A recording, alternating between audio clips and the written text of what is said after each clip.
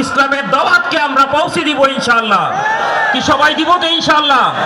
প্রত্যেকটা চরমনায়ের প্রত্যেকটা মুজাহিদ, প্রত্যেকটা কর্মীকে এখন একদম মাথায় গামছা বেঁধে আমাদেরকে আগামী নির্বাচনে শতভাগ বিজয়ের লক্ষ্যে মাঠে নামতে হবে ইনশাআল্লাহ।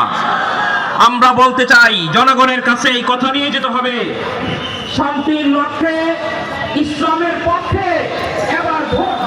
তোমাদের কোনো জ্বালা যন্ত্রণার কারণে ইসলামের আর কোনো ক্ষতি হবে না ইনশাআল্লাহ।